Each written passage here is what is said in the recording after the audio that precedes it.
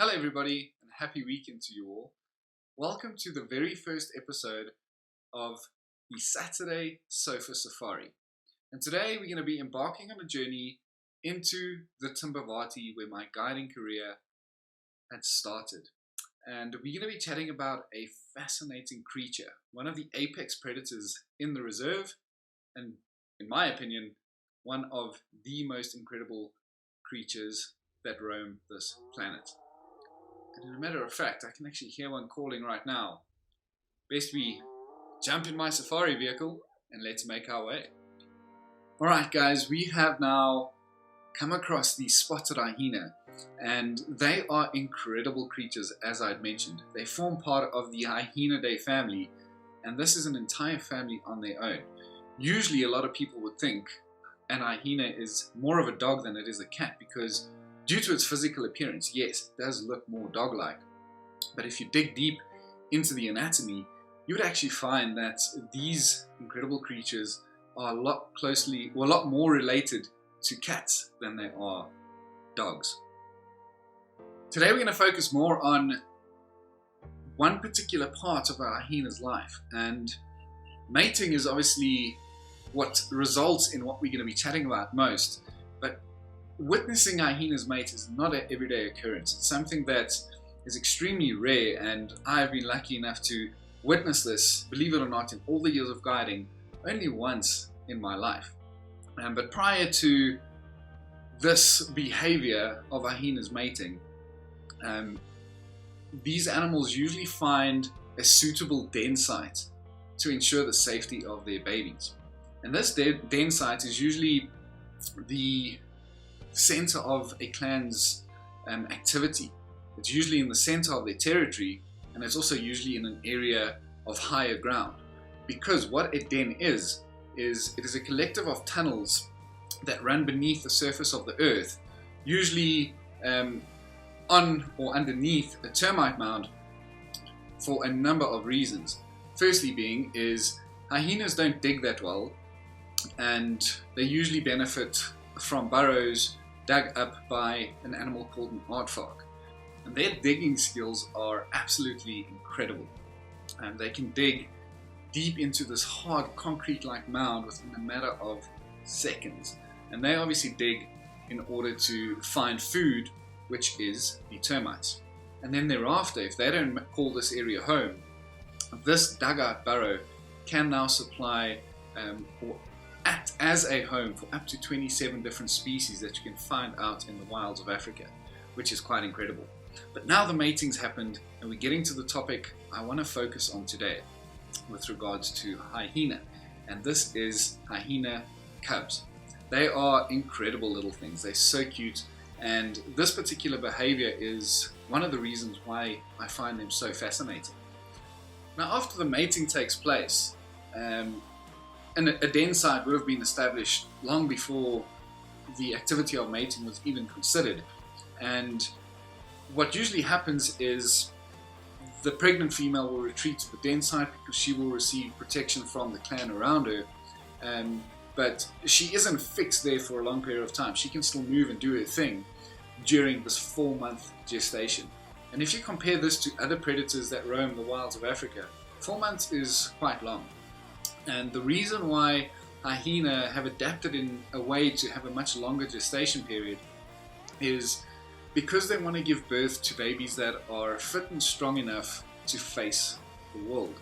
And it has to be as soon as a couple of hours after birth. Because when hyenas do give birth, it's usually these cute little black fuzzy balls of joy that don't resemble adults at all. And the reason why they're dark is because when they hide in these deep burrows down under the ground, they can obviously hide away from other predators a lot better because they're blending into the environment.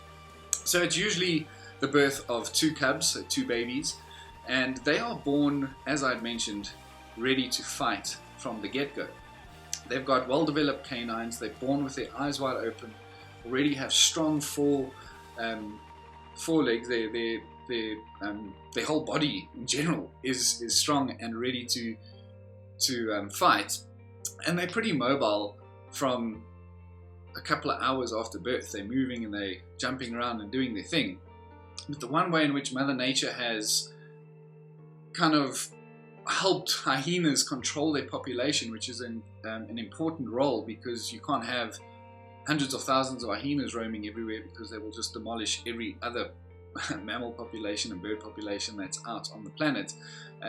But the way in which Mother Nature has done this is she has forced hyenas to kind of control their numbers from a very young age. So at the birth of a hyena cub, these siblings usually fight each other, sometimes to the death, where they bite each other's neck, rip each other around, and they compete for dominance from the very first day of their life. Unfortunately, and when it comes to a clan of hyena, females are the dominant girls. It's run by a matriarchal system, so females are in charge of the day-to-day activities. So if there's a male and a female born, unfortunately that male he's not going to survive at all. If a female is born, or two females are born, they're going to fight each other, and the one who wins this fight obviously wins the dominance, and therefore will continue to win this fight for dominance and fight off its sibling away from its nursing mother until the day it dies. And this neonatal siblicide, scientists estimate up to 25% of hyenas die within the first month of their life due to the competition that they face when it comes to the siblings. So these cute little fuzzy black creatures, which always look so adorable, have a pretty dark side, excuse the pun. Dark animal, dark side. But obviously the milk to any baby is a crucial part of its survival. So once the one sibling wins the fight of dominance, shoves off the other, and then loses its sibling within up to 25% of the time, the first month of its life, this little youngster is going to be entirely reliant on that milk for the first 8 months of its life. In saying this, they can consume and take in and digest hard soluble foods such as the meat that mom and them would hunt in the first 3 months of its life, but very dependent on milk for the first 8 months, and will only be totally weaned anywhere between 12 and 16 months, which is pretty crazy if you think of it. That's a lot of milk, and obviously mom's hunting has to be on point in order to provide milk for such a long period of time. But in saying that, and speaking of hunting, youngsters, they usually start showing hunting activity and traits of hunting at about 8 months old. And from this point onwards, their skills develop every single day. In saying that they start at 8 months doesn't mean that they join the clan in their hunting behavior.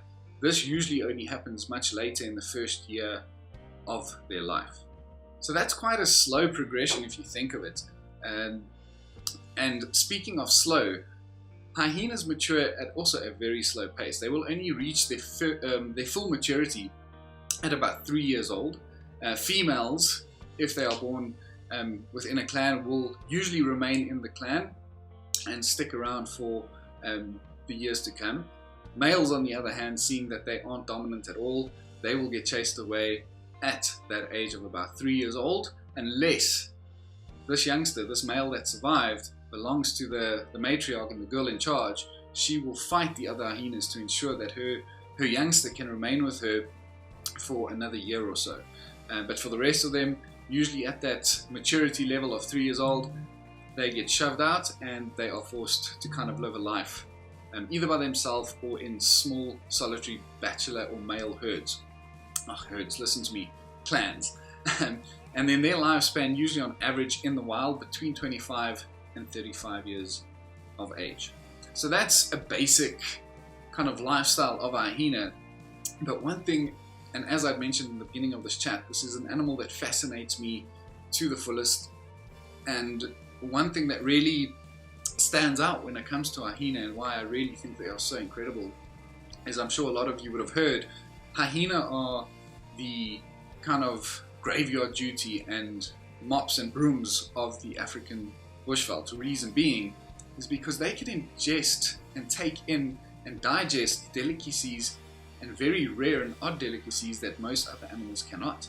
being the hide and the skin of animals, thick, dense bones of animals, and their system, thanks to very specialized amino acids in their system, they can actually break down bones and skin to a very fine texture and then obviously excrete it back into nature.